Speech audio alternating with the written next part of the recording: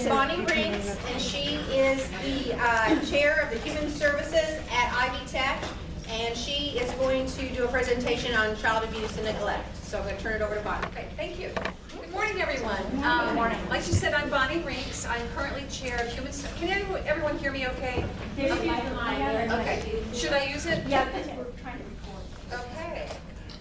Most people tell me to be quiet, but I'll go ahead and use this. So is this okay? All right, I'm Bonnie Rinks. I'm currently chair of Human Services at Ivy Tech Community College. Human Services is the first 2 years of social work. I'm a clinical social worker. I've done clinical practice for more years than I care to say. And my primary focus was children and adolescents. And we're having a little technical difficulty this morning, so hi Lori. Hi. Good to see you. We're having technical difficulty this morning, so I have the PowerPoint and I can see it, but what I'll do is I'll email it so they can distribute it to the rest of you, so you'll have it after the fact. So you'll have to make sure that you keep me honest, so when you get the PowerPoint, you will know if I told you everything I have on here, okay? Also, I'm accustomed to teaching classes, so it doesn't bother me if you have questions during the presentation. I'm perfectly okay if you have that question, you can ask me at that time. All right? Okay, well, thank you so much for being here. And I just wanted to talk to you a little bit about child abuse and neglect. Not an easy topic by any stretch of the imagination, but when we talk about abuse and neglect, we basically look at the category of child maltreatment. I may have to have my glasses for this after all. Oh, amazing how that works. Basically, it's any act or lack of an act on the part of a parent or caregiver that results in death, serious injury, physical, emotional harm, sexual abuse, exploitation, or any act which presents imminent risk or harm. So that encompasses pretty much everything when we're talking about, and then all of you guys who work with children and adolescents are the reporters. And so if you have a suspicion of what is going on, then of course, we have to report those things. Essentially, there are 4 types of child maltreatment. There's neglect, physical abuse, sexual abuse, and emotional abuse. And of course, there are many subcategories that fall under those larger headings. Neglect is probably the most difficult to prove. We all have standards of care that we believe that children should have. But if we took a poll in this room, we might find that even among us and among professionals who work with children, that we all have maybe a little bit different standard of care. So the state, or actually the federal government, basically says that there are minimum standards, and then of course each state will add from that. So since we live in the pocket of southern Indiana, we also should be familiar with Kentucky laws as well as Illinois laws as well. So that makes it a little more challenging for us in this region, but regardless of the region we live or the state we live in, we would have to know state regulations. So neglect is the most difficult to prove because of that standard of care. One of the things I asked my student is, how many people believe that it's okay to leave the dishes in the sink overnight before the next morning? And several people will raise go ahead, raise your hand. So, that's right. How many people say, oh my God, you cannot leave the dishes in the sink until the next morning? Go ahead, we know who you are, right? Yeah. So, but again, that's a kind of a minor situation, but you can see even among this group, you have differences. How many people cannot leave the house without their bed made? Go ahead. Yeah. How many people go, I think I made it up last month? Go for it. There you go. So again, even in this room, you have different standards. It's okay. When you're talking about child neglect, we also have that standard. What we might consider neglect, the state might not consider neglect. And that, when we're professionals working with children, that can be tough for us, right? Yeah, you probably all had the same situation, right? So just remember, it's the state definition of neglect. Physical abuse is probably the easiest to determine. Why would that be the easiest to determine? Yeah, we see things, exactly. So when there's documentable evidence it's easier for the investigators to prove. Sexual abuse, again, not so easy unless there's physical evidence. But there's so much more to sexual abuse than just physical evidence. And then emotional abuse. You know, who can tell me a definition of emotional abuse? Yeah, go ahead. Yeah. Oh, talking derogatory. Yeah, talking derogatory to a child, you know, that can be emotional abuse. And again, when you say that, it's like, okay, well, what's derogatory to a child? You know, some of us might say, you know, oh, well, good grief, my mom said, oh, for crying out loud, you don't know anything about that. When we were kids, right? But is that emotional abuse? And so again, you have that standard that you have to kind of determine what it is, and the state set that standard. Also difficult to determine. But those of us who work with children and adolescents, we can see the impact of emotional abuse very, very quickly. Neglect basically is the failure to provide a child's basic needs, whether it's food, clothing, shelter, or supervision. Now, when we talked about this in one of my classes, one of my students said, well, what about the new trend of free-range parenting? You gotta go with it, right? So it's like, well, again, it's state standard. Whatever it's called, if the child is not being adequately supervised or adequately cared for, then, you know, no matter what you call it, that person might be guilty of negligence. So, and again, not a hard and fast rule. You know, a 4-year-old free, yes ma'am? I just have a question that I'm confused. Okay, I hope I have an answer. Oh, you do have an answer. Okay. Leaving kids home alone. Mm-hmm. What, is there a legal age or It's not a hard and fast age. It's the maturity of a child. For example, would you leave a 4-year-old alone? No. Everybody's pretty certain on that. How about an 8-year-old? Yeah. How about if you just ran to the store, which was down the corner? Yeah. What if that child is pretty mature and they say, okay, I'll be gone 30 minutes, you sit still? No. But some parents do, right? You know, how about a 10-year-old? You know, it depends. Okay, so now we're getting that. So no, there's not a hard and fast age. When I bring speakers into my classroom, you know, that's one of the questions, like, what age can you leave your kids alone? It's like, if the child is mature, you know, there's not a hard and fast age. We know some things, you know, we can't leave 4-year-olds alone to make sure that they do what they're supposed to do. If you do, please tell me your secret, because mine didn't, you know, not even at 12 or 13, and especially not at 14 and 15, you know, those kinds of things. So there's not a hard age. So a lot of it is determined by who's investigating. I mean, there's a standard. You know, if the child is harmed and the parent's out, then that's usually when there's an issue, right?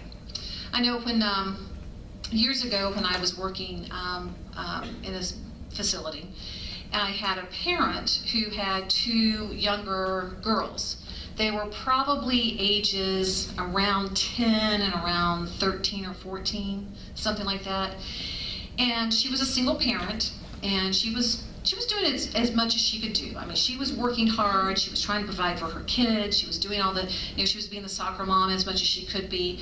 But she got an opportunity to make more money by taking a 3rd shift job, which gave her shift differential, right? So anyone ever worked in a hospital and said, oh, I hate 3rd shift, but gosh, that money's nice.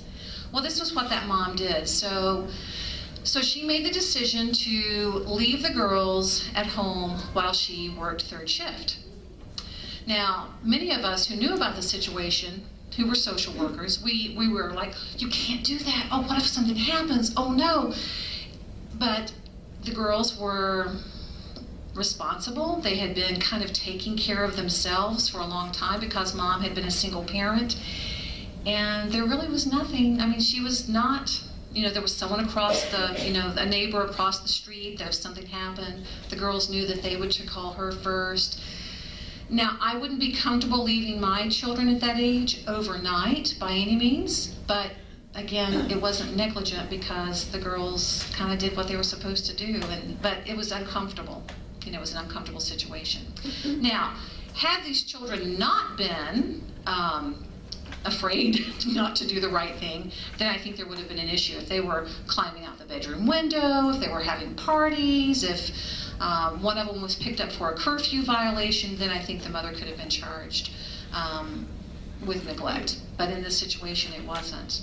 It's like, So we don't really do anything about it. you know, our job isn't to investigate, our job is to report. And that's the nice thing about the way the laws are written, is those of us in this field, we have an obligation or mandate to report suspicion of. We don't have the same standard to prove it. So we can report it, and I think my standard is if you are acting in good faith, you report it no matter what. Now, we may know that there might be nothing that comes of it, but I'll tell you a situation a little bit later about why it's important not to try to determine if indeed anything is going to come of this. So we report, that's bottom line, we report.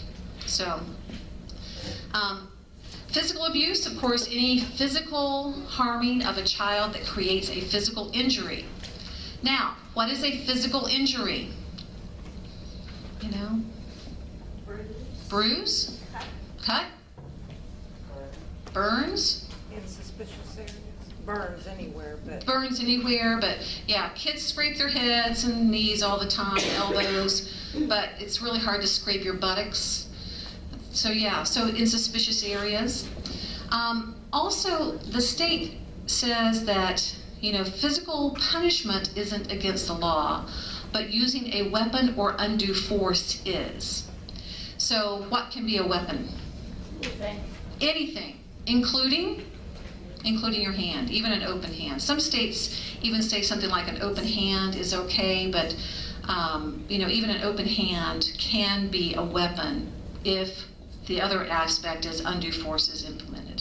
So, sexual abuse is any sexual act or exposure to sexual material that exploits a child, such as prostitution, producing pornography, exposing children to any kind of activity that is inappropriate for their development. So any of that can be sexual abuse.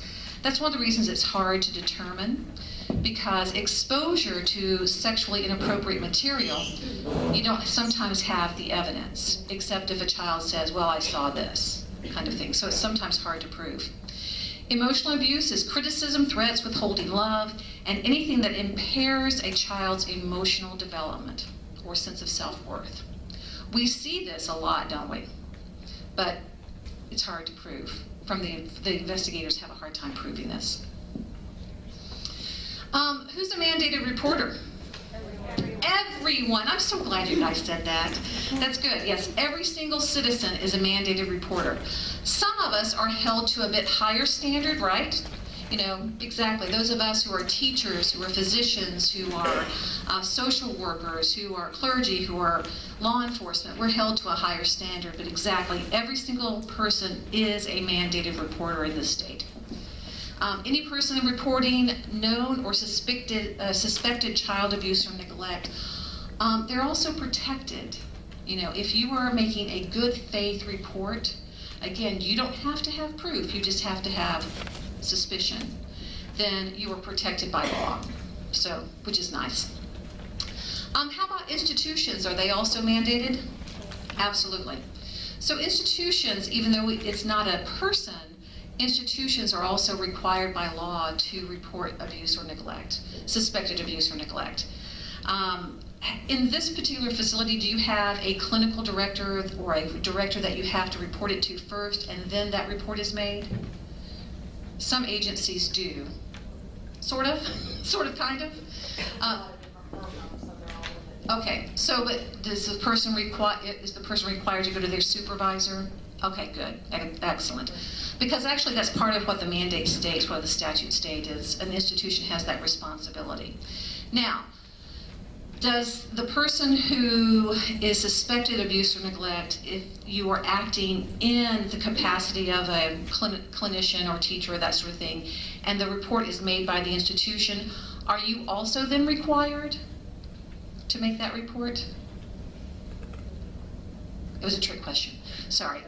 Actually, as long as the report is made, then that individual is not required to make that report.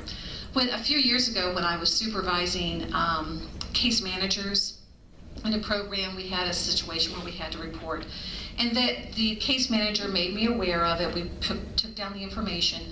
We made the report as an institution, but then the case manager also said, I think I also have to call. I said, but we just called. It's like, but I'm mandated to do this. It's like, okay.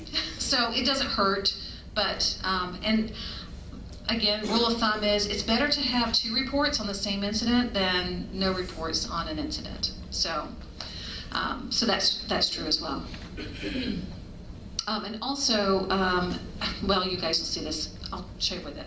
So everyone's a mandated reporter. You guys got that? Remember that you do the report.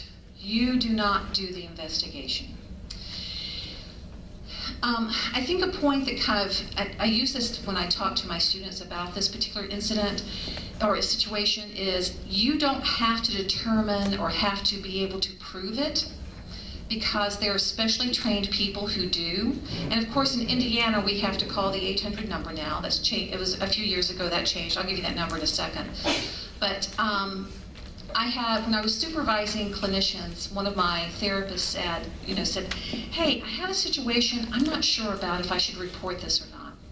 And it was a family that there were two children, one about 9-ish or 10, somewhere in that age, and then a younger sibling about 4 or 5, somewhere in that vicinity.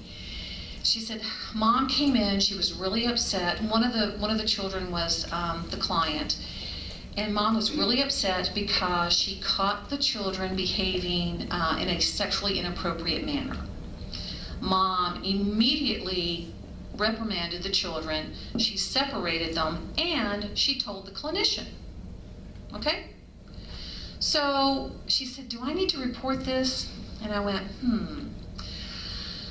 I said, chances are, since Mom behaved appropriately, they will not do anything. All right? So that was my initial thought, and then I said, you know what? Actually, that's not our job. We just need to report it, and if they choose not to do anything, that's probably what will happen. So we made the report. Because the children were not in imminent danger, it was a few days later that it was investigated by a child protective caseworker or investigative worker. But because that person was specially trained in forensic interviewing, they were able to determine that both children had been sexually abused for a very long time by a close family friend. Now, had we not reported it, these children, this would have continued, because we are not investigators, right? That's not, most of the time, that's not, is anyone an investigator in here? I didn't think so. But I just want to make sure my audience. So remember, we are the reporters. That is our job. It is someone else's job to investigate. And so I always use that as an illustration. Had we, and now Mom, does anyone disagree that Mom acted appropriately? No, she did. She acted appropriately. She was concerned. She stepped in. She took appropriate action. She didn't beat the kids. She didn't, she just said, this is not appropriate. You don't do that. You keep your private parts to yourselves. You keep your private parts covered. Mom behaved appropriately. But something else was going on that we didn't know, and the investigators did find this out. So because of that, I always tell people, yeah, doesn't matter, just report it. Just report it. So always remember that. Fortunately, we have a nice division. We're mandated reporters. We don't have to prove it. Somebody else does. Sometimes as reporters, we get frustrated though, don't we? Yeah. In Indiana, since 2012, we now have a centralized location to report abuse and neglect. Those of us who have been around a long time remember the old system, right? The old system was you had to determine which county it occurred in and then make a call to that county. If it was after hours, what did we do? If we live in Vanderburgh County, we'd have to know, okay, it's after hours in Vanderburgh County, so I call the police. But in Warwick County, I might do something else. There might be a hotline, a cell phone number that I call. Or in Posey County, I might do this. Or in Gibson County, I might do this. So we had to know how to make those reports after hours in each county. Now we have a centralized phone number to call that's manned or womaned 24 hours a day, 7 days a week. I know that I can tell you as a clinician, when we made the switch, it was a little more cumbersome at first because there were many, many questions that you had to go through. And I didn't have all the answers. Do they have a dog? I don't know. What's the neighborhood like?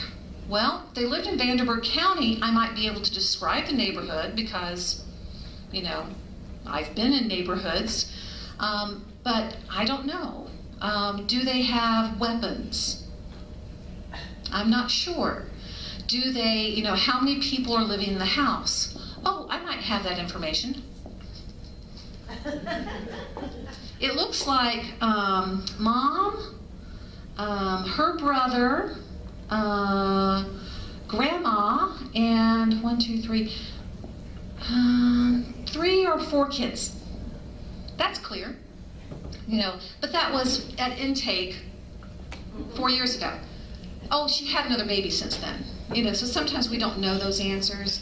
So it's okay, you don't have to know all those answers, but they have to ask you all those questions. So it may seem very cumbersome, and it's like, I don't know. You might feel silly saying, I don't know, I don't know, I don't know, I don't know. This is what I do know. I know the child reported A, B, and C. It's abuse, and somebody needs to do something. But they do have to ask all of those questions because is it imminent danger? Is it something that Mom acted appropriately and separated the children? Is someone going to have a gun in the house? Do I need to be aware that they also raise, killer dogs? Whatever. Or boa constrictors, how's that one? Because a lot of our families, it seems like they have snakes. When I did home visits, I always got the snakes. Yeah, I don't like snakes a lot. But so they'll ask you those questions. You don't have to have all the answers. The number that we call everybody throughout the state of Indiana is 800-800-5556. So if you suspect a child is being abused or neglected, call the Indiana's Child Abuse and Neglect Hotline. Available 24 hours a day, 7 days a week, 365 days a year, and you do not have to be afraid anyone will find out who made the report because you can remain anonymous. Now, that's anyone. As an agency, you may have a policy where you do leave your name, you do leave your agency, you do leave your phone number, that sort of thing. And every agency kind of handles that just a little bit differently. So whatever your agency policy is, follow that as well. So you have to follow 2 sets of policies. Now, if a child is abused or neglected, they will send someone out immediately within 24 hours, 48 hours, 72 hours, depending on the nature of the abuse. If a child is in imminent danger, they'll send someone out immediately. And it's local people that they send out. When I have people come into my classroom to talk about this, and we get these calls, and we do go out immediately. As soon as we get a call from Indianapolis that said this report has been screened in, we know that we have, leave now, go investigate, do it tomorrow, do it the next day, those kinds of things. So one of the things that they tell students is when these things are screened in, they do respond to them. Now, our standard is like, but this child is being neglected, this child is being abused. We might see that it's an immediate need, but the statute might say that it might be not an immediate need. They can interview a child at school, with parents, without parents. It just depends on the nature of the abuse or the report that's made. If a child, after the investigation, is deemed to be at risk, then they can become a CHINS, a child in need of services. And that's a legally dedicated term in the state of Indiana. So a child can become a CHINS, and we work with many of those clients, don't we? So children who are CHINS also have special needs, not just because they have endured abuse and neglect, but also the fact of oftentimes they're removed from their homes, right? And even though from our perspective, we're very grateful that this child has been removed, that they're no longer in harm's way, that they have been saved from abuse and neglect, from the child's perspective, it's traumatizing. And so it's hard to be grateful that a child has been removed, but also understand that that child sees this removal as yet another abuse or another trauma that they've experienced. So working with children who've experienced abuse and neglect, as well as removal from their family home, is difficult for us, because we have to remember that it's okay to feel sad and to miss that family, even if that family member was the abuser, but also help them work through that abuse and neglect in whatever capacity that we can do that. This tells you how they become a CHINS, so you can read that later. Okay, so children, some of those issues that we see with children who are CHINS, it kind of depends on the type of abuse and the severity of the abuse, as well as the relationship to the abuser. So the closer the relationship with the abuser, the more traumatizing it is for that child. For example, if it was like the children that I told you about, it was a family friend. Mom believed the kids because she saw evidence, so I'm not saying it was less traumatizing for those children. I'm saying their recovery was faster. Nicole Van Dorn, please dial 101. Nicole Okay. Van Dorn, 101. So their recovery was faster than had it been dad or mom who had been the perpetrator of that abuse. Because I worked with a girl, it's been years and years ago, and she taught me a lot about working with children who had experienced this kind of trauma. She was probably 17 or 18 at the time, and her abuse and neglect were horrendous. It still to this day is probably one of the worst cases I have become aware of. But I have to tell you, this young lady was a beautiful young lady who was very resilient. But one of the things she told me was, she said, I agree. What happened to me was horrible, and it should never happen to anyone else. But what people don't understand is that's my dad.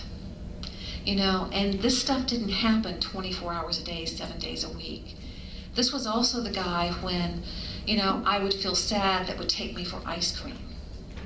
This is also the person that when I made the baseball team, took me out in the backyard and played pitch with me. She said, so while these things should have never, ever, ever happened, and it's not, you should never look the other way, just also know that he's still my dad. And I have to tell you, as a clinician, when she was telling me this, it kind of hit me like a ton of bricks. Because, man, I was ready to crucify the guy. It's like, okay, let's get the pitchforks, let's get the crosses, let's get this guy. But from her perspective, it's like, but he's still my dad. And so from that point on, I knew that I had to work with children who had experienced this differently. So part of that meant I had to get my stuff in order, right? I couldn't go out and form posses to go out and get the guy. I had to work with my supervisor a lot so that I could get my stuff in order so that I could work with my clients. So anyway, so just remember that. Younger children, when the abuse or neglect is found out and something is done, they tend to be able to respond to appropriate therapies and interventions better than older children that the abuse has been going on for a longer period of time. So the sooner we find out about it, the sooner we can intervene, the better off the child is. But a survey a few years ago surveyed about 4,000 children who were between the ages of 4 and about 14 that had had significant psychological and behavioral problems because of abuse and neglect, found that only about half of those had received therapy. So we still have a long way to go as far as working with children who've experienced this. Now, what kind of therapies do they need? It depends on what kind of abuse or neglect they've endured, the relationship, and the length of time. But only about half of them kind of do receive those kinds of therapies. We also know from the same survey that children who had been sexually abused were more likely to receive therapy than other children. So sometimes as clinicians, sometimes I think we see scenarios and we go, okay, well, this child was horrendously abused in lots of different ways, and this child wasn't, so it's not as bad. But we also have to remember that it's their perception, and it's how a person feels about what that incident has had. Now, this person over here who experienced many traumas might go, yeah, it was bad, but it's not that bad. But this person who might have been, not as severely abused in our eyes, might have a more difficult time with it. So we have to remember to gauge our responses to the client's needs as well. Did someone have a hand up? No, okay. Also remember when you're working with children that their grief sometimes of being removed is kind of more traumatic for them at that moment than the abuse itself. So we also have to allow them to grieve, to mourn, and to deal with that separation from that family member or the caregiver. But we want to do other stuff too first. We need to be familiar with the dynamics of separation and realize that separation or potential separation from family is traumatizing for children, even extended family members. We need to help the child adjust into those situations. And I can tell you, every child I've worked with, their goal is always to do what? Get back with mom and dad. Get back with mom, get back with dad, get back with grandma, get back with aunt, whomever it is that's their caregiver, that's their goal. Sometimes that happens because the goal is always first and foremost what? Safety of the children, but they want to try to help reunify families. So sometimes this does not happen though. And so working with children when this is not an option for them. A lot of times I think children, when they don't know what's going to happen, is worse than when they do know what's happened, or the anticipation of is worse than, well, I can't go back and live there. I'm going to be adopted. Once they have that, sometimes it's easier to deal with it than the hope that they'll be reunified. And of course, we don't have a lot of time to go into a lot of different areas, but of course, we see the children who have attachment issues because of abuse and neglect. And that's a whole nother series, isn't it? So,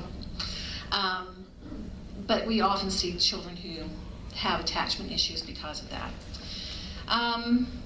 We as clinicians need to be aware that sometimes that irritability is not necessarily because of the abuse, but maybe anger over the situation of, I don't know where I'm going. We also need to remember that when children are placed in foster care, oftentimes they feel like their identity is gone. I was watching something actually last night on television called Genealogy Roadshow. Has anyone seen that? Okay, I don't know. It's kind of like my new guilty pleasure right now.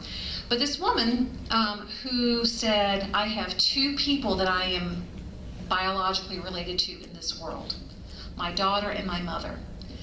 I know there are other people, but we don't know who they are because my mother was adopted when she was an infant. So they were going through her genealogy trying to determine, who she was related to. What they determined was that her mother was also adopted or lived in an orphanage, or her grandmother. So her grandmother lived in an orphanage. Her daughter was born in that orphanage and then was adopted. So, and this woman who was a middle school teacher, she taught math and science, she had a daughter, she was in a relationship, but she said, knowing where you come from and who you belong to is so much a part of your identity. And I thought, wow, I'm going to use that tomorrow morning when I go to class. And that's true of our kids that we work with. Knowing who you are and who you belong to is so much a part of our identity. And so some of that irritability might be because, who am I now? Who do I belong to? Do I belong to anyone? Where do I come from, kind of thing. So, as clinicians and therapists, we have to be aware of that with our kids and adolescents that we're working with as well. So, we only have about 16 more minutes or so, I think, left. And I know you guys have clients at 9, right? Okay, so let's do really quickly, I'm going to skip over a couple of things. How about the caregivers of these kids? Sometimes that can be, you have a lot of different dynamics when you're working with them. The family members or caregivers of the kids work with the kids long after they leave us, right? They're working with them the rest of the 23 hours a day that we don't see them. And caregivers have kind of a special place when we're working with our clients. We have to make sure they understand what's kind of going on with the kids. And it's harder because a caregiver, whether it's a foster parent or a relative caregiver, might not understand the specific needs of that child as far as their psychological, their physical, their emotional needs. And so part of our job is also to help them understand that.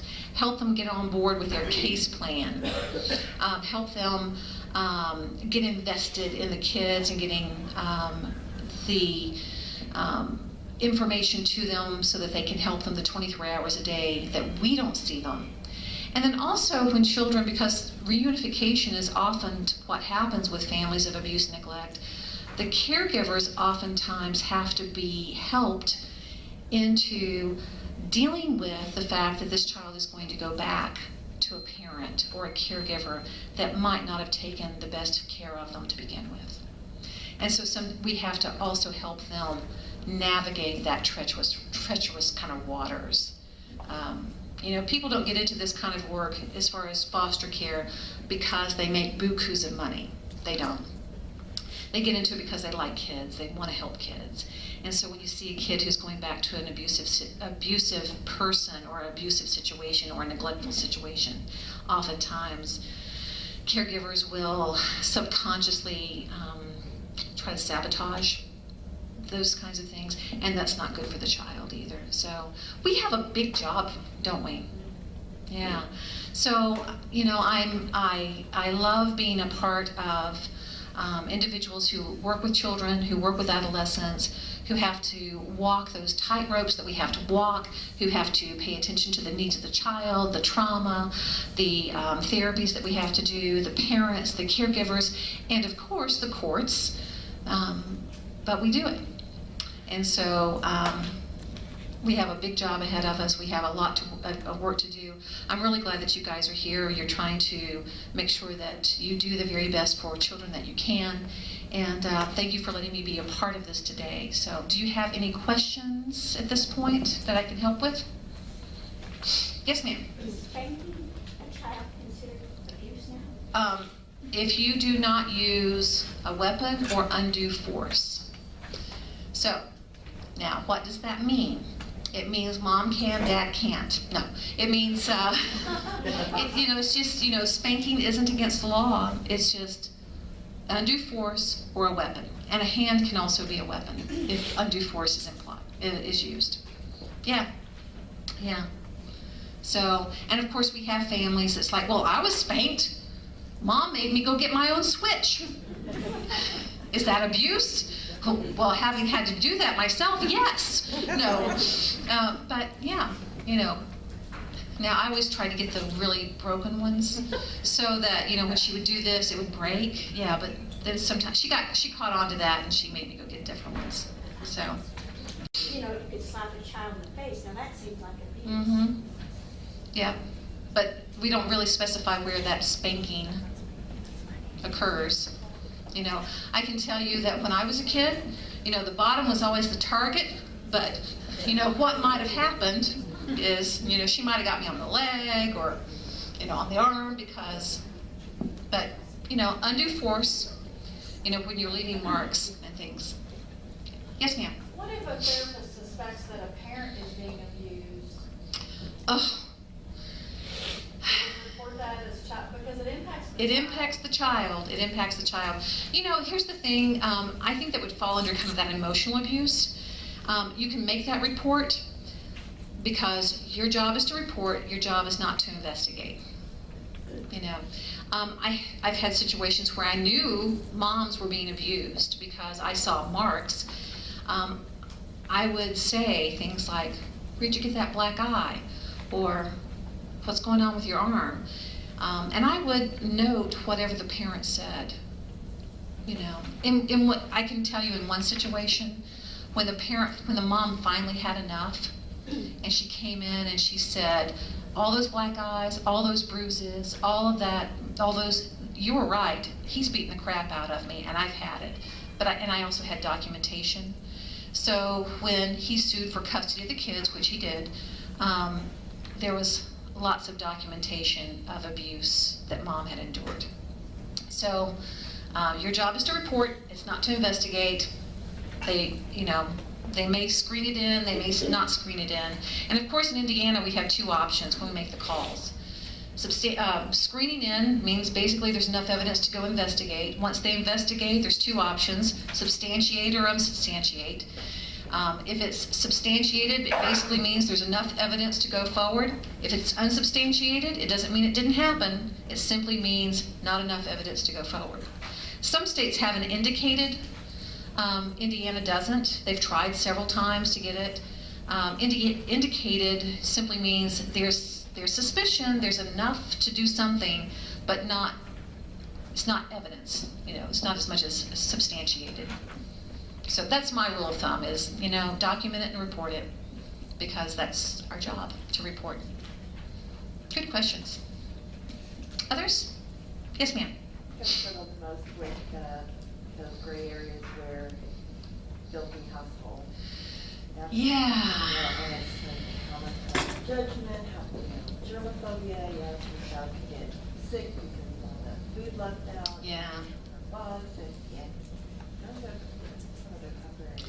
That's one of the tougher areas. What her question was, well, what about cleanliness, the houses, bugs, debris, you know, germs, you know, and again, I think that's where we all have different standards, but if there are bugs, if there's debris, you know, is the child crawling? Does the child crawl and there's feces all over the place? That's a health issue. Report it, you know, and again, we don't have to investigate, we just report. So, but I think the tough one. That's a tough one. And I think all the time, those of us who have made home visits, we've seen those situations. One time I went into a home and I thought I was getting sick because the wall was kind of moving. And then I realized I'm not feeling sick. There's so many roaches. I mean, really, there were so many roaches on the wall, it just looked like the wall was moving. So, yeah. So I did, I reported it. It was a situation where they tried to get the landlord involved. Yeah, I know, she's wiggling now, sorry. Don't ever invite her back. They tried to, so because of the report, they got the landlord involved. He wasn't spraying appropriately in this particular situation. It wasn't, Mom was doing what she could. She had reported it to the landlord, but when you're poor and you have no place to live, or this is the best it's ever been, and sometimes they have to work with landlords to enforce spraying and things of that nature. So yeah, that's a good question as well. I agree.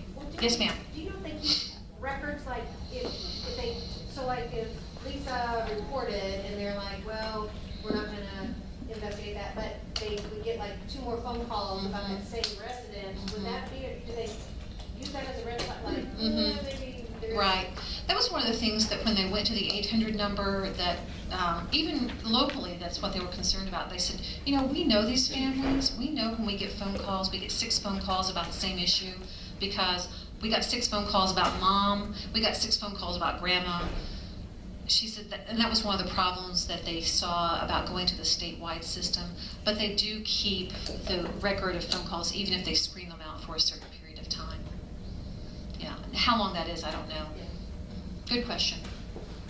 And so again, just remember, our job is to report, not to investigate. Did you have a question? Yeah, I do. Yes, ma'am. What percentage of the calls are bogus calls, like grandpa mad at mom? Yeah, I don't know about the percentage. That does happen. You know, mom's mad at dad because they're going through a custody dispute and they're, you know, false allegations. It does happen. I have heard that it's fairly low percentage. We tend to hear about those, but and they're investigated. They get screened out. So yeah, but it does happen. It absolutely does happen. But again, if you're making a good faith report, you know, you're making a good faith report. And that's okay, you do that. Yeah. Other questions? Okay, great. Well, oh, yes, ma'am? I just want to let everybody know that we noticed that there's no line on here to put your name. Would everyone please put your name legibly on your text so that we know where to file that? Excellent. And did we answer all the questions? Okay, good. I thought we did. I just want to make sure. Thank you so much for having me here today. I hope you have a great day, and I appreciate it.